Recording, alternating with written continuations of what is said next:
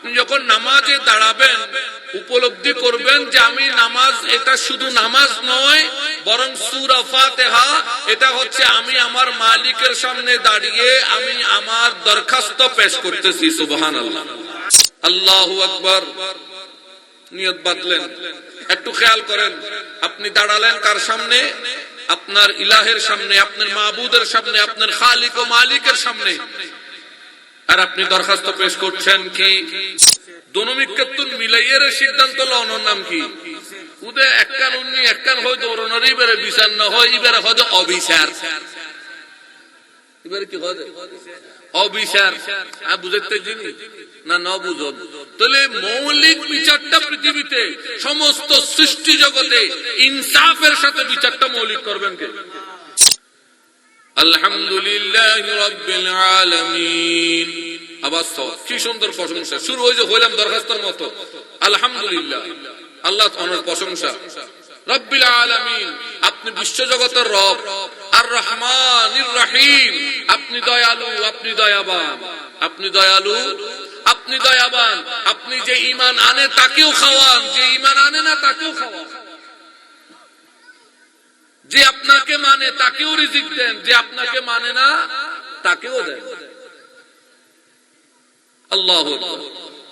যে আপনাকে স্মরণ করে আপনি তাকেও রিজিক দেন, আবার যে আপনাকে স্মরণ করে না তাকেও নাইদার বঞ্চিত করে দিই।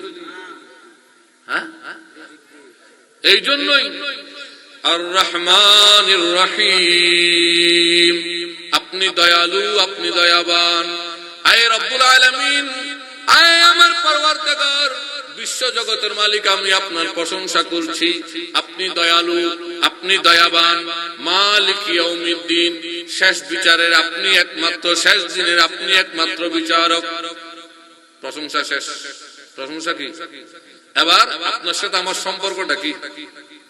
ইয়াকা না'বুদু, আমি আপনার ইবাদত করি, অর্থাৎ আমি আপনার বান্দা, আমি আপনার ইবাদতকারী একজন বান্দা। এটা আপনার সাথে আমার একটা সম্পর্ক। আপনি মাবুদ, আমি আব্দ। আমি আপনার ইবাদতকারী আর আপনার জন্য আমার ইবাদত।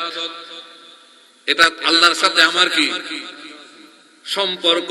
ইয়াকা না'বুদু, সম্পর্ক। এবার শুরু, সম্পর্ক যেহেতু বলছি, এখন আবার আমার সাহায্য চাওয়া শুরু। ওয়া ইয়াকা নাস্তাঈন, যেহেতু আমি আপনার বান্দা তাই আপনার কাছে আমি সাহায্য চাই। কি চাই? সাহায্য কি? এবার সাহায্য কি? টিয়া দো, বাড়ি দো, বিল্ডিং হাসতলা বানাই দো, 10 তলা বানাই দো, আল্লাহ জাগার ওদি জাগা দো, আল্লাহ ওয়াজ মাহফিল আত্মা কমাইয়ের একখানে বেশি ইফান টিয়া বেশি বরি দো। তো কি এখন সাহায্য কি?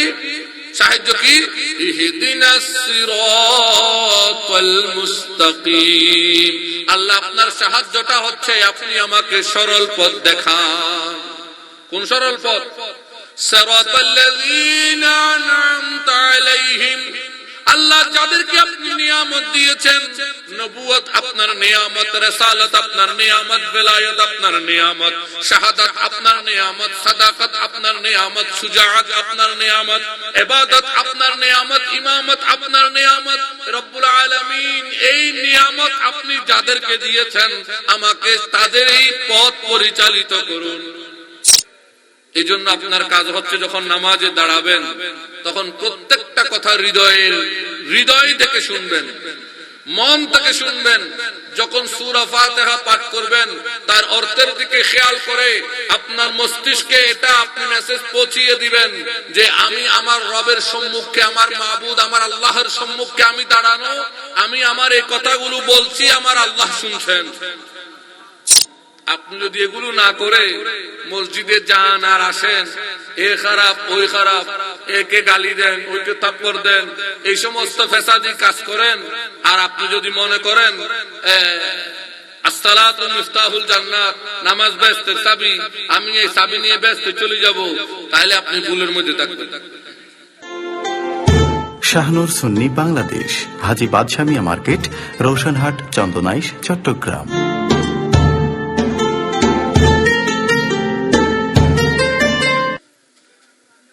প্রত্যেকেই পৃথিবীতে এসেছি একটা নির্দিষ্ট কাজ করার জন্য, উদ্দেশ্য নিয়ে।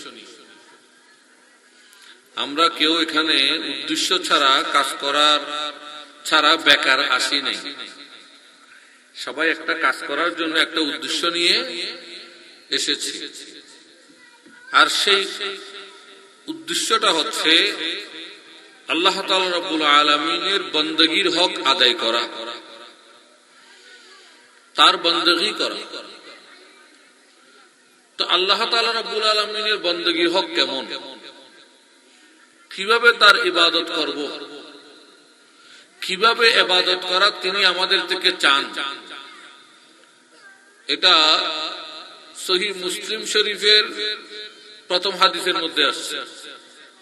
ইবাদত দুইটা অবস্থা হতে হবে, দুইটার কোনটা থেকে খালি হতে পারবেন।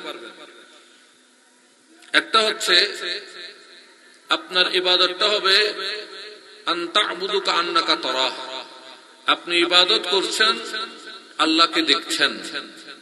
ইবাদতে কাকে দেখছেন? আল্লাহকে দেখছেন। আর যদি আপনার দ্বারা এটা সম্ভব না হয়, তাহলে আপনি ইবাদতের সময় সদা সর্বদা নিজের ভিতর এই ভয় ভীতি খেয়াল রাখবেন, আল্লাহ আমাকে দেখছেন, আল্লাহ আমাকে। তাহলে আমাদের ইবাদতের, আমাদের নামাজের, আমাদের রোজার, আমাদের সদকার সবকিছুর একটা অবস্থা থাকতে হবে। সেটা হচ্ছে হয় আমি আল্লাহকে দেখে ইবাদত করছি, অথবা এই চিন্তা ভাবনা নিজের মধ্যে রাখা আল্লাহ আমাকে দেখছেন, আল্লাহ আমাকে দেখছেন। এই দুইটার থেকে ইবাদতের অবস্থা যদি খালি হয়, তাহলে ইবাদতের মৌলিক হক আদায় হয় না, ইবাদত ইবাদতের যে স্বাদ সেটা অর্জন হয় না। তো ইবাদতের যখন মূল যেটা স্বাদ সেটা অর্জন না হলে, ইবাদত যেই উদ্দেশ্যে সেটা যদি অর্জন না হয়, তখন সেটা আর কাজ করে না। যেমন আমরা খাওয়া খাই কেন? পেটের খিদা দূর করার জন্য না রেখে দেওয়ার জন্য? পেটের খিদা দূর করার জন্য। আপনি খাওয়া খাইলেন কিন্তু পেটের খিদা দূর হয় নাই। খাওয়া, আমার কথা বুঝতেছেন? আপনি খাওয়া খেয়েছেন কিন্তু আপনার পেটের খিদা দূর হয় নাই, তাহলে এই খাওয়ার মধ্যে কোনো কিছু আছে? একটু তাহলে কোরআনুল কারীমের দিকে যাই। কোরআনুল কারীম নামাজের একটা উপকার বলছেন। নামাজের একটা কি আছে? ফায়দা আছে, উপকার আছে। নামাজ একটা ভ্যাকসিনের মতো। এটা গ্রহণ করলে, এটা আপনি যদি আপনার ভেতর ধারণ করেন, তাহলে আপনার মধ্যে কিছু উপকার হয়, আপনার মধ্যে কিছু পরিবর্তন হয়। সেটা কি? ইন্নাস সালাতা তানহা আনিল ফাহশাই ওয়াল মুনকার। আনিল ফাহশাই ওয়াল মুনকার, যত অশ্লীল কাজ আছে, যত মন্দ নিষিদ্ধ কাজ আছে, নামাজ আপনাকে সেগুলো থেকে বিরত রাখে। নামাজ সেগুলো থেকে আপনাকে কে বিরত রাখে? নামাজ বিরত রাখে। এখন প্রশ্ন, কোরআনুল কারীম তো বলছে নামাজ আপনাকে মন্দ অশ্লীল কাজ থেকে বিরত রাখে। এখন আমরা দেখি আমাদের সমাজে যে ভাইটা নামাজ পড়ে সে মাকে গালাগালি করে, সে বাবাকে মন্দ বলে। যে ভাইটা একটু নামাজ পড়ে দেখা যায় সে মানুষের সাথে দুর্ব্যবহারও করে। সে নিজেকে ব্যতীত পৃথিবীতে আর কাউকে মুসলমানে মনে করে না। তার কথাবার্তায় একেবারে খুব অহংকার সুস্পষ্ট। সে মানুষের গীবত করতে একেবারে ব্যস্ত। মানুষের নামে কোনো কথা শুনে সেটাকে যাচাই বাছাই না করে কান থেকে ও কান, ও কান থেকে ও কান, সারা দেশ দুনিয়া করে যেটারে বলে আপনার সুগুলখুরি করা, সমালোচনার করা, সে সেটাতে ব্যস্ত। তাহলে বোঝা যাচ্ছে যে নামাজ তাকে কোনো কাজ করতেছে না। নামাজের যে বেনিফিট হওয়ার কথা, আনিল ফাহশাই ওয়াল মুনকার, দেখা যাচ্ছে নামাজ তাকে মন্দ কাজ থেকে বিরত রাখছে না, তো বিষয়টা কি? তো উত্তর, বিষয়টা হলো তাই সে নামাজ পড়ছে ঠিক, কিন্তু তার নামাজের মধ্যে যে দুইটা অবস্থান থাকার কথা ছিল, কয়টা অবস্থান? হয় আল্লাহকে দেখবে অথবা আল্লাহ দেখছে এই ভয় রাখবে, সে দোনো অবস্থান থেকে খালি। তার কাছে ইবাদতের মধ্যে দোনো অবস্থা নাই। সে মসজিদে ঢুকে কেবলমাত্র প্রয়োজনের জন্য, অর্থাৎ আল্লাহ পড়তে বলছে, হুজুররা পড়তে বলতেছে, না পড়লে কেমন কেমন লাগে, এই জন্য পড়া, অর্থাৎ পড়ার জন্য পড়া, পড়ার জন্য পড়া, কিন্তু আল্লাহ রাব্বুল আলামিনকে সন্তুষ্টি করার জন্য, আল্লাহ রাব্বুল আলামিনের মহব্বতের ইবরত স্বাদ গ্রহণ করার জন্য, তার ভিতরে কোনো উদ্দেশ্য নেই। এই জন্য সে মসজিদে ঢুকে আর গড়ের টাইমের দিকে তাকায়, টাইম শেষ, সে বের হয়ে যায়। তো এই নামাজগুলো হচ্ছে প্যাকেজের মতো। কিসের মতো? প্যাকেজ বুঝেন তো? প্যাকেজ না বুঝো? প্যাকেজ বুঝলে তো বালা। আবার ওই গান বাজনার প্যাকেজ না, আপনাকে বলে দেওয়া হলো যে আইটেম নিতে হবে এত টাকার ভিতরে, একটা সীমিত ভিতরে দিয়ে দেওয়া। তা আমরা একটা সীমিত টাইমের জন্য মসজিদে ঢুকলাম, মাথার মধ্যে রাখলাম যে এতক্ষণে জামাত শেষ, তাড়াতাড়ি বের হয়ে আবার কিভাবে চালিব ওই কাজের মধ্যে থাকি। অর্থাৎ নামাজটা শুধুমাত্র পড়ার জন্য পড়া, কিন্তু এটা যে শুধু পড়া নয়, বরং এই নামাজের মধ্যে আমার সাথে আমার মালিকের একটা সম্পর্ক তৈরি হয়। এই নামাজ ধীরে ধীরে পড়তে পড়তে পড়তে পড়তে আমার সাথে আমার রব্বের একটা সম্পর্ক তৈরি হবে, এটা তার ভিতরে নেই। আপনি যখন সেটা করতে শিখবেন, এখন আপনি নামাজে দাঁড়ান, কোথায় দাঁড়াবেন? একটু উত্তর দেবেন, কোথায়? আপনি যখন নামাজে দাঁড়াবেন, উপলব্ধি করবেন যে আমি নামাজ, এটা শুধু নামাজ নয়, বরং সূরা ফাতিহা, এটা হচ্ছে আমি আমার মালিকের সামনে দাঁড়িয়ে আমি আমার দরখাস্ত পেশ করতেছি। সুবহানাল্লাহ। কি পেশ করতেছি? ওয়া উত্তর দেন বাজি, কি পেশ করতেছি? দরখাস্ত দিচ্ছি। কাকে? আমার মালিককে, আমার মাবুদকে আমি আমার দরখাস্ত পেশ করতেছি। আমাদের ছেলে মেয়েরা যখন পড়াশোনা করে তো দরখাস্ত দিতে হয় না? ছুটির জন্য দিতে হয় কি? তো দরখাস্ত দেওয়ার কতগুলো নিয়ম আছে। দরখাস্ত দেওয়ার নিয়ম হচ্ছে, প্রথমে সে দরখাস্তের প্রথম অংশে সে যাকে দরখাস্ত লেখে তার প্রশংসা করে। তার কি করে? প্রিয় অমুক, আপনি অত্র এলাকার জন্য অনেক কিছু করেছেন, আপনি একজন দানবীর, উদার ও সৎ ব্যক্তি। এটা কি তার? বলেন, এটা তার কি? প্রশংসা। যাকে আমি দরখাস্ত দিচ্ছি তার প্রশংসা।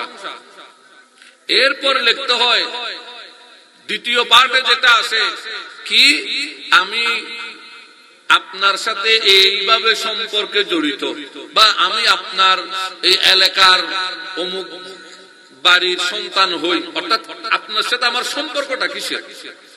স্কুল কলেজ হইলে আমি আপনার প্রতিষ্ঠানের অমুক ক্লাসের ছাত্র হই, সম্পর্কটা লিখতে হয়, ঠিক না?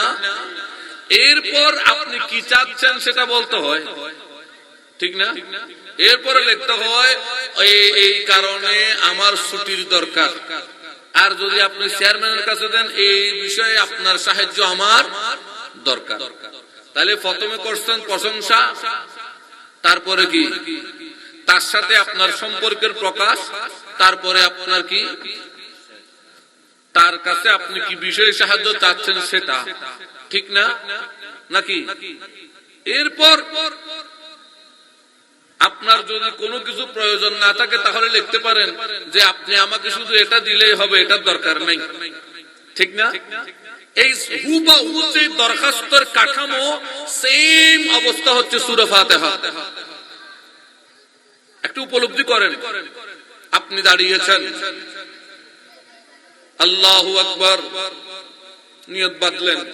একটু খেয়াল করেন, আপনি দাঁড়ালেন কার সামনে? আপনার ইলাহের সামনে, আপনার মাবুদের সামনে, আপনার খালিক ও মালিকের সামনে। আর আপনি দরখাস্ত পেশ করছেন কি আলহামদুলিল্লাহি রাব্বিল আলামিন, সমস্ত প্রশংসা বিশ্ব জগতের প্রভু আপনার জন্য। মালিক ইয়াউমিদ্দিন, আপনি হচ্ছেন শেষ বিচারের, শেষ দিনের মালিক, ঠিক না? শেষ দিনের মালিককে বিচার কে করবেন?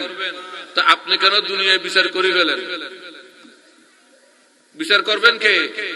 আর এখন বিচার আমরা ফেসবুকে করে ফেলি, বিচার আমরা ইউটিউবে করে দিই। ওই যে কমেন্ট করেন, এটা বালা, এটা খারাপ, ইতায়েন, ইতা লুচ্চে, ইতা ডাকায় দিতেন কিরে।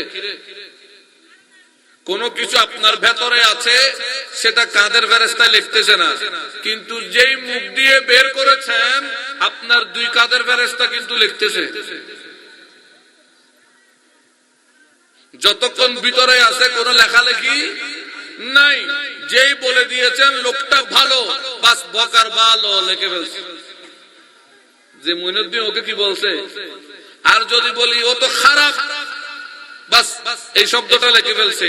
এই শব্দটা কিয়ামতের দিন আপনার মিজানের পাল্লায় ওজন দেওয়া হবে, মিজানের পাল্লায় ওজন দেওয়া হবে। কিন্তু শব্দটা যতক্ষণ ভিতরে তাকে লেখা হয় না, ওজনও নাই। এই জন্য সুফি ইকরামরা কথা কম বলার নসিহত করে। বুজুর্গানে ইকরামের সোহবতে গেলে দেখবেন তাদের বড় স্বভাব কি, কথা কম, যত কম তত কম, যত কম তত কম, কথা কম। হুজুর পাক সাল্লাল্লাহু আলাইহি ওয়াসাল্লাম ও সাহাবা ইকরামকে বেশি শিক্ষা দিয়েছেন এটা। নকশবন্দিয়া তরিকার মধ্যেও যে উসুল, তার মধ্যে বড় একটা উসুল হচ্ছে কথা কম বলা। কাদেরিয়া তরিকার মধ্যে বড় একটা উসুল হচ্ছে জিহ্বাকে তালুর সাথে লাগিয়ে সব সময় অন্তরে অন্তরে জিকির করা। তার অর্থ কথা কম কনে রিয়েন গরিলা আর কথা হইতে রিদ্দু। আর চিশতিয়া তরিকার মধ্যে বড় একটা আমল হচ্ছে চলাফেরা, উঠা বসা, যত কাজে করেন না কেন আমরা চোখের পলক ফেলি কিনা। মাথা না, চোখের ফলক না ফেলে দেয় তো সমস্যা, তো মরে যাবে সময়, মৌতার আলামত। চোখের ফলক না করেন কি আলামত? মৌতার আলামত। এই যে চোখের ফলক পরে কিনা আমাদের চিশতিয়া তরিকার একটা বড় আমল হচ্ছে আপনার চোখের পলক যতবার ফেলবেন ততবার ওদিকে খেয়াল রেখে জিকির করা। তার অর্থ এগুলো সব উদ্দেশ্য একটাই, যাতে আপনি অযথা কথা থেকে বিরত থাকেন, অযথা কথা থেকে বিরত থাকেন। এখন এই অযথা কথা থেকে বিরত থেকে আপনার কাজ কি? আল্লাহকে অধিক স্মরণ করা। অযথা কথা থেকে বিরত থেকে আল্লাহকে অধিক বলেন, আল্লাহকে অধিক স্মরণ করা। এটাই হচ্ছে কি কাজ? মূল কাজ। এটা কি কাজ? মূল কাজ। এখন আপনি যখন শব্দ একটা বলে ফেলবেন লিখা হবে, না বললে আর লিখা লেখি মাথা না, না বললে লিখা লেখি। কিন্তু যেই একটা শব্দ সেটাও আপনার আমল নামায় লিখা হবে, কিয়ামতের দিন সেটা মিজানের পাল্লায় রাখা হবে। তাইলে বুঝে যাচ্ছে ভালো মন্দ কে জানে, কে জানে। তো না বল হুজুর এখন তো আরা কেন হইতাম, বিশালনগরে বই দেখতাম, কোর্ট বিল্ডিং এর জজলে কলমনগরে বই দেখতো না। করবেন তো কিভাবে করবেন? আমরা যদি পৃথিবীতে বিচার করতে হয়, কোন কিছু ভালো মন্দ মন্তব্য করতে হয়, তাহলে কাজ হচ্ছে দুই অবস্থান থেকে, দোনো দিক থেকে, পক্ষ বিপক্ষ দোনো দিক থেকে, ভালো মন্দ দোনো দিক থেকে যাচাই করা। কি আরে হদে খুব খেয়াল করো, আরে আর মায় হদে তোর বউ আজি আর বাত না দে। আমার মা বললো তোমার স্ত্রী আমাকে কি দেয় নাই, মা বললো ছেলেকে তোমার স্ত্রী আমাকে ভাত দেয় নাই। আমার কাজ এটা নয় আমি গিয়ে সাথে সাথে স্ত্রীকে প্রহার করব। আমার কাজ হচ্ছে সেটাকে যাচাই করব। কি করব? যাচাই করব। যদি সত্য পাই তাহলে স্ত্রীকে নসিহত করব, আর যদি মিথ্যা হয় তাহলে দুইটা অবস্থা, হয় আপনি চুপ থাকতে পারেন কারণ মায়ের মনে কষ্ট যেতে পারে, অথবা যদি মায়ের সাথে ভালো সম্পর্ক হয় মাকে নসিহত করতে পারে। ঠিক অনুরূপ আপনার স্ত্রী বলল তোমার মা আজকে আমাকে গালি দিয়েছে, আপনার কাজ নয় গিয়ে মায়ের সাথে ঝগড়া করা। আপনি দুইটা কাজ করতে পারেন, হয় আপনি সেটা যাচাই করবেন, অথবা স্ত্রীকে নসিহত করবেন, তিনি মা, তার অধিকার আছে, আমি বুঝাতে পারছি। কিন্তু আর আপনি বিচার চিন্তা এবারে হয় যে বিচার, এবারে কি হয় যে দনমিক্ষেত্তুন মিলাইয়ের সিদ্ধান্ত লওয়ার নাম কি? উদে একখান উন্নি একখান হয় দৌড়ানোর, এবারে বিচার না হয়, এবারে হয় যে অবিচার। এবারে কি হয়? অবিচার। বুঝতে জিনিস না ন বুঝুন। তাহলে মৌলিক বিচারটা পৃথিবীতে সমস্ত সৃষ্টি জগতে ইনসাফের সাথে বিচারটা মৌলিক করবেন কে?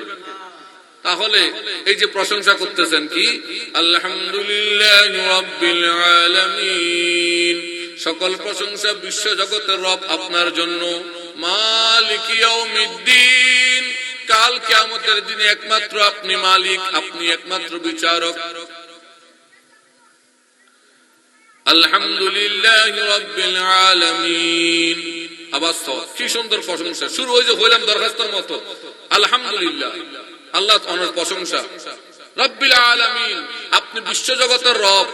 আর রহমানির রহিম, আপনি দয়ালু, আপনি দয়াবান, আপনি দয়ালু, আপনি দয়াবান। আপনি যে ঈমান আনে তাকেও খাওয়ান, যে ঈমান আনে না তাকেও খাওয়ান। যে আপনাকে মানে তাকেও রিজিক দেন, যে আপনাকে মানে না তাকেও দেন। আল্লাহু আকবার। যে আপনাকে স্মরণ করে আপনি তাকেও রিজিক দেন, আবার যে আপনাকে স্মরণ করে না তাকেও নাইদার বঞ্চিত করে দিই। হ্যাঁ, এই জন্যই আর রহমানির রহিম, আপনি দয়ালু, আপনি দয়াবান। আয় রব্বুল আলামিন, আয় আমার পরওয়ারদিগার, বিশ্ব জগতের মালিক, আমি আপনার প্রশংসা করছি। আপনি দয়ালু, আপনি দয়াবান, মালিক ইয়াউমিদ্দিন, শেষ বিচারের আপনি একমাত্র, শেষ দিনের আপনি একমাত্র বিচারক। প্রশংসা শেষ। প্রশংসা কি? এবার আপনার সাথে আমার সম্পর্কটা কি? ইয়াকা না'বুদু, আমি আপনার ইবাদত করি, অর্থাৎ আমি আপনার বান্দা, আমি আপনার ইবাদতকারী একজন বান্দা। এটা আপনার সাথে আমার একটা সম্পর্ক। আপনি মাবুদ, আমি আব্দ, আমি আপনার ইবাদতকারী, আর আপনার জন্য আমার ইবাদত। এটা আল্লাহর সাথে আমার কি সম্পর্ক? ইয়াকা না'বুদু, সম্পর্ক। এবার শুরু, সম্পর্ক যেহেতু বলছি, এখন আবার আমার সাহায্য চাওয়া শুরু। ওয়া ইয়াকা নাস্তাঈন, যেহেতু আমি আপনার বান্দা, তাই আপনার কাছে আমি সাহায্য চাই। কি চাই? সাহায্য কি? এবার সাহায্য কি? টিয়া দো, বাড়ি দো, বিল্ডিং হাসতালা বানাই দো, 10 তালা বানাই দো, আল্লাহ জাগার উদ্দি জাগা দো, আল্লাহ ওয়াজ মাহফিল আত্মা কমাই রাখতে বেশি ইফান টিয়া বেশি বরি দো। তো কি এখন সাহায্য কি? সাহায্য কি? ইহদিনাস সিরাতাল মুস্তাকিম, আল্লাহ আপনার সাহায্যটা হচ্ছে আপনি আমাকে সরল পথ দেখান। কোন সরল পথ? সিরাতাল্লাযীনা আন'আমতা আলাইহিম, আল্লাহ যাদেরকে আপনি নিয়ামত দিয়েছেন, নবুয়ত আপনার নিয়ামত, রিসালাত আপনার নিয়ামত, বেলায়েত আপনার নিয়ামত, শাহাদাত আপনার নিয়ামত, সাদাকাত আপনার নিয়ামত, সুজাআত আপনার নিয়ামত, ইবাদত আপনার নিয়ামত, ইমামত আপনার নিয়ামত। রব্বুল আলামিন, এই নিয়ামত আপনি যাদেরকে দিয়েছেন, আমাকে তাদেরই পথ পরিচালিত করুন। গায়রিল মাগদুব, আল্লাহ এদের পথে চালাবেন ঠিক, কিন্তু যাদেরকে আপনি আযাব দিয়েছেন তাদের পথে নয়। আলাইহিম, তাদের পথে নয়। যাদেরকে আপনি আযাব দিয়েছেন তাদের পথে নয়। ওয়ালাদ-দাল্লিন, আবার যারা পথভ্রষ্ট হয়ে গেছে তাদের পথেও নয়। তাহলে এটা একটা কি বলেন না? এটা কি? দরখাস্ত। দরখাস্ত পেশ করি লিখিত। কি পেশ করি? লিখিত। আর এখানে দরখাস্ত পেশ করছি লিখিত না ডাইরেক্ট? ওখানে দরখাস্ত পেশ করতেছি লিখিত, আর এখানে দরখাস্ত পেশ হচ্ছে মৌখিক। কি? আচ্ছা, মৌখিক কেন? মৌখিক এই জন্য কারণ ওয়াসিয়া কুরসিয়ুহুস সামাওয়াতি ওয়াল আরদ নাহনু আকরাব, কারণ আল্লাহ সর্বত্রই বিরাজমান। আল্লাহ রব্বুল আলামিন আমি যা বলি তা শুনছেন। তা যেহেতু শুনছেন, তাহলে লেখালেখির দরকার? ইবে তো ওই কি হয় দে, উকিল দরি জনলাই দে, মিডিয়া দরি জনলাই দে, আন্ডুল্লাহ রব ন ইবে হয় যে ইনুনের তো নাকি নৌনে।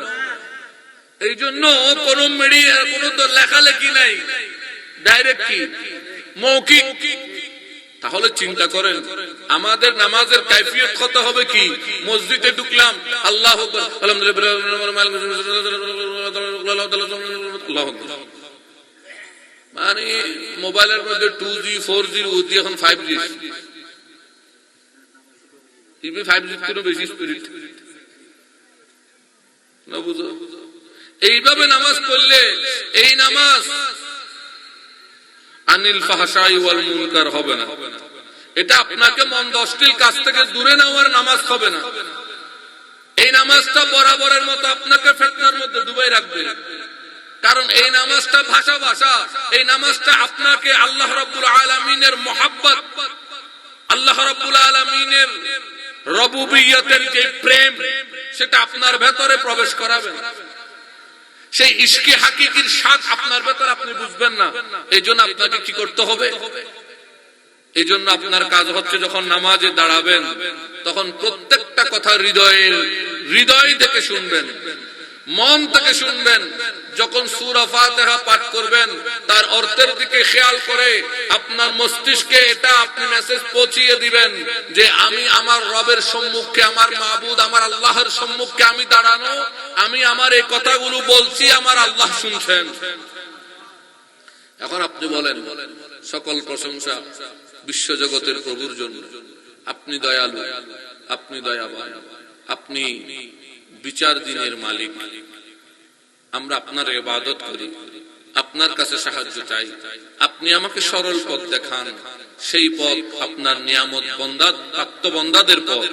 আপনি আমাকে অভিশপ্ত পথভ্রষ্টকারীদের পথে চালাবেন। এই যে একটা উপলব্ধি, আপনি যখন এই উপলব্ধি করে নামাজ পড়বেন, 1 রাকাত, 2 রাকাত, 3 রাকাত, 4 রাকাত, ফজর, যোহর, আসর, মাগরিব, এশা, 1 দিন, 2 দিন, 3 দিন, 4 দিন, 5 দিন, এইভাবে যখন আপনি কয়েকদিন নামাজ পড়বেন, তখন আপনার চায়ের দোকানে বসতে আর ইচ্ছে হবে না। চায়ের দোকানে বসতে আর ইচ্ছে হবে না, বাজে কথা বলতে আর ইচ্ছে হবে না। আপনি তখন নিজেকে যত একা রাখতে পারবেন তত আপনার শান্তি অনুভব হবে। আপনি তখন মসজিদে ঢুকলে তাড়াহুড়া করে আর বের হতে চাইবেন না। আপনি চাইবেন আরো 2 রাকাত নামাজ একটু বাড়িয়ে পড়ি। এই নামাজের বাহানায় আমি বারবার আমার আল্লাহকে দরখাস্ত পেশ করি, আমার আল্লাহর সাথে আমি কথা বলি।